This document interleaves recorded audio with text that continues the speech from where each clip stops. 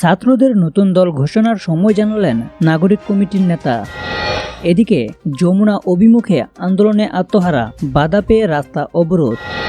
এরপরে থাকছে নির্বাচন ছাড়া আর কোনো রাস্তা নেই, যা বলল তারেক রহমান। সর্বশেষ থাকছে খালেদা জিয়াকে পাকিস্তানের প্রধানমন্ত্রীর চিঠি। শুরুতেই থাকছে ছাত্রদের নতুন দল ঘোষণার সময় জানালেন নাগরিক কমিটির নেতা। জাতীয় নাগরিক কমিটির কেন্দ্রীয় যুগ্ম সদস্য সচিব আব্দুল্লাহ আল আমিন বলেছেন, আমরা ফেব্রুয়ারির মাঝামাঝি নাগাদ দল গঠন করব।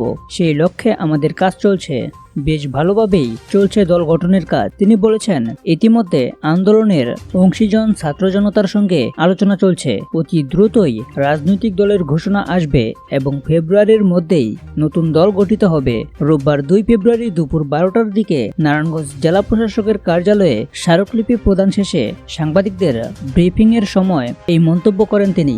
এর আগে সকালে নারায়ণগঞ্জ শহরের কেন্দ্রীয় শহীদ মিনার থেকে পদযাত্রা করে জেলা প্রশাসকের কার্যালয়ে আসেন জাতীয় নাগরিক কমিটির নেতাকর্মীরা। আব্দুল্লাহ আল আমিন বলেন, আমরা 8টা টপিকে প্রশাসক বরাবর স্মারকলিপি প্রদান করেছি। নারায়ণগঞ্জ শহরে আইন শৃঙ্খলা অবনতি হচ্ছে, চাঁদাবাজি, ছিনতাই, যানজট বাড়ছে, এই টপিকে আলোচনা করছি। এছাড়া শহীদ পরিবারগুলো মামলাজনিত হয়রানির শিকার হচ্ছে, এই বিষয়ে জেলা প্রশাসক যেন ব্যবস্থা নেন। একই সঙ্গে নারায়ণগঞ্জ যেহেতু আন্দোলনের অন্যতম কেন্দ্র ছিল, তাই শহীদদের স্মরণে এখানে স্মৃতিস্তম্ভ নির্মাণের দাবি জানানো হয়েছে। খুনিদের গ্রেপ্তার প্রসঙ্গে তিনি বলেন, ছাত্র জনতার ওপর গুলি চালানো সন্ত্রাসীদের গ্রেপ্তারের দাবি জানানো হয়েছে জেলা প্রশাসককে। যাদের আত্মত্যাগের বিনিময়ে আমরা নতুন বাংলাদেশ পেয়েছি, তাদের আত্মা শান্তি পাবে না যদি ফ্যাসিবাদী শক্তি ও দোসরদের শাস্তি না হয়। এদিকে যমুনা অভিমুখে আন্দোলনে আত্মহারা, বাধা পেয়ে রাস্তা অবরোধ। জুলাই গণ অভ্যুত্থানে আহতরা 7 দফা দাবি আদায়ে প্রধান উপদেষ্টার বাসভবন যমুনায় যাওয়ার পথে পুলিশি বাধায় রাজধানীর শাহবাগ এলাকায় হোটেল ইন্টারকন্টিনেন্টালের সামনে অবস্থান নিয়ে বিক্ষোভ করছেন। রোববার 2 ফেব্রুয়ারি হোটেল ইন্টারকন্টিনেন্টালের পাশের সড়কে গেলে পুলিশ বাধার মুখে পড়েন আন্দোলনকারীরা। পরে সেখানেই অবস্থান নেন তারা।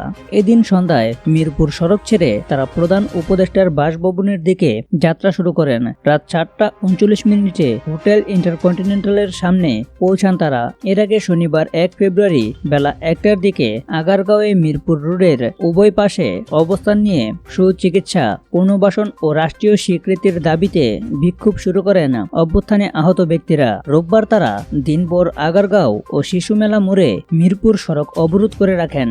বিক্ষোভকারীদের অভিযোগ, তাদের অনেকেই সঠিক চিকিৎসা পাচ্ছে না। জুলাই ফাউন্ডেশন থেকে সহায়তা পাওয়ার ধীরগতি নিয়েও বিক্ষোভ রয়েছে। তাদের দাবি, দ্রুত সুচিকিৎসা দিতে হবে, প্রয়োজনে বিদেশে পাঠাতে হবে। এসব দাবি নিয়ে বিক্ষোভকারীদের কেউ কেউ রাস্তার মাঝে চাদর বিছিয়ে শুয়ে আছেন, রাস্তার মাঝে বেঞ্চ পেতেও বসে আছেন অনেকে। এরপরে থাকছে নির্বাচন ছাড়া আর কোনো রাস্তা নেই, যা বলল তারেক রহমান। বিএনপির ভারপ্রাপ্ত চেয়ারম্যান তারেক রহমান বলেছেন, যে সংস্কার প্রস্তাব বিএনপি দিয়েছে, যে সংস্কার প্রস্তাব অন্তর্বর্তীকালীন সরকারের কমিশনগুলো তৈরি করে দিয়েছে, যেটাই হোক না কেন, এই সংস্কার প্রস্তাব বাস্তবায়ন করতে নির্বাচন ছাড়া আর কোনো রাস্তা নেই। রোববার 2 ফেব্রুয়ারি বিকেলে ঢাকা মহানগর দক্ষিণের আয়োজিত এক কর্মশালায় দেশের বর্তমান অবস্থা তুলে ধরে বিএনপির ভারপ্রাপ্ত চেয়ারম্যান এই মন্তব্য করেন। তিনি আরও বলেন, যদি নির্বাচন প্রক্রিয়া দেরি হয়, যদি সংস্কার করে আমরা সংস্কারের আলোচনা দীর্ঘ থেকে দীর্ঘতর করতে থাকি, তাহলে সেই স্বৈরাচারকে বাংলাদেশের সব মানুষ, দল মত নির্বিশেষে, শ্রেণী পেশা নির্বিশেষে সব মানুষ একত্রিত হয়ে এ দেশ থেকে বিতাড়িত করে দিয়েছে। সেই স্বৈরাচার সুযোগ পেয়ে যাবে, আবার দেশের মানুষের কাঁধে চেপে বসবে। কাজেই যেসব বিজ্ঞ ব্যক্তিরা, সম্মানিত ব্যক্তিরা যারা সংস্কারের কথা বলছেন, আপনাদের সবার কাছে, রাজনৈতিক দলের অবস্থান থেকে আপনাদের কাছে আহ্বান জানিয়ে বলতে চাই, সংস্কার বক্তব্য রেখে এ আলাপ দয়া করে দীর্ঘায়িত করবেন না। কারণ আপনারা সংস্কারের আলাপ যত দীর্ঘায়িত করবেন, দেশ তত বেশি সংকটের মুখে পড়বে। আপনারা সংস্কার আলাপ যত দীর্ঘায়িত করবেন, দেশ তত ষড়যন্ত্রকারীরা ষড়যন্ত্র করার সুযোগ পাবে। সর্বশেষ থাকছে খালেদা জিয়াকে পাকিস্তানের প্রধানমন্ত্রীর চিঠি। বিএনপি চেয়ারপারসন খালেদা জিয়াকে শুভেচ্ছা জানিয়ে চিঠি দিয়েছেন পাকিস্তানের প্রধানমন্ত্রী শেহবাজ শরীফ। চিঠিতে খালেদা জিয়ার সুস্থতা কামনা করছেন তিনি। রোববার 2 ফেব্রুয়ারি গণমাধ্যমকে এই তথ্য জানান বিএনপির মিডিয়া সেলের সদস্য সাইরুল কবির খান। এদিন বিকালে পাকিস্তান দূতাবাস থেকে বিএনপি চেয়ারপারসনের কার্যালয়ে চিঠিটি পাঠানো হয়েছে বলে জানান সাইরুল কবির। গত 31 জানুয়ারি খালেদা জিয়াকে পাঠানো চিঠিতে শাহবাজ শরীফ লিখেছেন, আমি আপনার স্বাস্থ্য সমস্যা সম্পর্কে জানতে পেরে উদ্বিগ্ন। সুস্থতা কামনা করে তিনি লিখেন, আমি আপনার সুস্বাস্থ্য ও মঙ্গল কামনা করি। সর্বশক্তিমান আল্লাহ আপনাকে সব অসুস্থতা থেকে রক্ষা করুন এবং সুস্বাস্থ্য দান করুন। খালেদা জিয়ার রাজনৈতিক ও বর্ণাঢ্য জীবন উল্লেখ করে পাকিস্তানের প্রধানমন্ত্রী বলেন, আপনি বাংলাদেশের রাজনৈতিক দৃশ্যে একটি বিশাল ব্যক্তিত্ব।